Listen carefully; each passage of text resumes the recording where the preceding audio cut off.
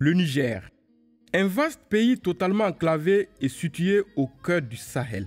Il s'étend sur une superficie de 1 267 000 km². Avant les années 2000, le Niger comptait 10 930 000 habitants, dont 50% constitués des femmes. Sous la 5e République à l'Assemblée nationale, sur 83 parlementaires, une seule femme représentait toutes les femmes du pays. Il a fallu plusieurs années après pour que la gente féminine investisse l'arène politique.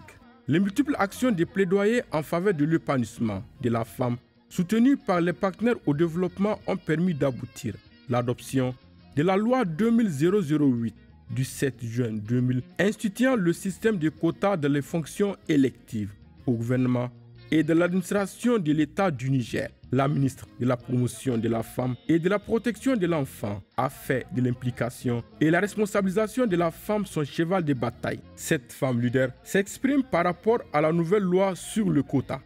Le quota se définit comme une mesure spéciale temporaire. Et une mesure spéciale temporaire qui vise à assurer une représentation des hommes et des femmes au niveau des instances de prise de décision. Donc le quota, il veille à l'élimination de toutes les formes de discrimination à l'égard de la femme. L'adoption de la loi sur le quota a été donc faite dans un cadre vraiment d'action positive, parce qu'il se justifie à partir de la sous-représentation des femmes dans les instances de prise de décision. Et là, nous avons eu à vivre une situation où, pendant les élections de 1999, il y avait seulement une seule femme élue à l'Assemblée nationale sur 83 députés. Et c'est ça qui a suscité la réaction des femmes.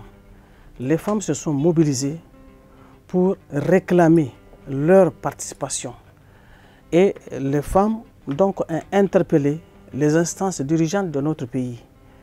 Et vous voyez, la conjugaison de tous ces efforts a fait que le quota a été institué, et c'est la loi 2000-008 du 7 juin 2000 qui a été donc instituée pour faire participer les femmes pour les postes électifs au gouvernement et dans l'administration de l'État.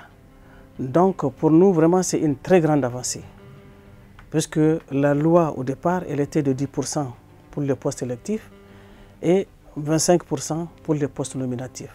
Donc là, c'est vraiment la loi de 2000.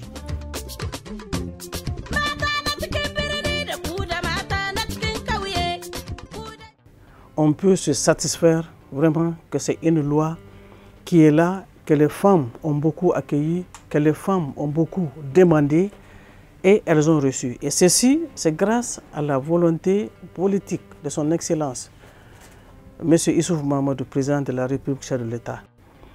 Toute personne, en tout cas homme ou femme, qui aujourd'hui se positionne par rapport aux élections ou par rapport aux nominations, le taux ne doit pas être inférieur à 25% pour les postes électifs et à 30% pour les postes nominatifs.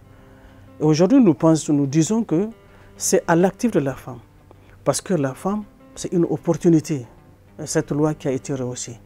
Et aujourd'hui, on peut voir sur 3 dimensions. Déjà, son implication, elle est impliquée directement.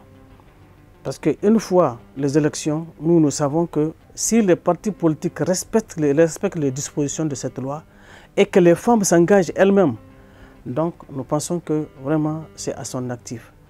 Ça, c'est la première dimension, puisqu'il y aura une implication effective de la femme par rapport à cette loi. Et la deuxième implication, c'est son leadership. Parce que la femme, si vous voyez toutes les femmes que vous voyez, qu'elles soient à l'Assemblée ou bien qu'elles soient au gouvernement, ou bien qu'elles soient en tout cas à des instances, ça veut dire que c'est des femmes leaders. Hein? Et la troisième dimension, c'est son autonomisation. Et nous pensons que toute femme qui accède à ce point, elle est autonome et elle peut aussi contribuer à l'autonomisation de sa sœur. Je vais d'abord lancer un appel à l'endroit des instances des partis politiques. Parce qu'il faut que les partis politiques respectent les dispositions de cette loi. Et s'ils respectent les dispositions, ça veut dire que la femme sera impliquée à tous les niveaux. Et il faut que les partis politiques respectent le genre, parce que c'est de la question du genre qu'il s'agit. Il faut que tous les fils du Niger soient impliqués dans la mesure, en tout cas dans la proportion qui est aujourd'hui donnée à travers cette loi. Et ensuite, il y a la communauté. Il faut lancer un appel à la communauté, surtout aux citoyens, pour qu'ils sensibilisent les femmes. Là, aujourd'hui, je pense que si on agit, n'est-ce pas, sur les barrières socio-culturelles, moi je pense que la femme peut valablement être impliquée et en sensibilisant et la femme et la communauté, la femme trouvera sa place encore davantage dans la société. Maintenant, si on revient à la femme elle-même, elle doit s'organiser, elle doit se mobiliser, elle doit s'engager pour qu'elle-même se fasse une place. Donc nous disons que vraiment c'est une très belle opportunité à saisir, surtout pour les prochaines échéances électorales. Parce qu'il faut qu'elle s'engage et qu'elle accepte de se faire élire et d'élire.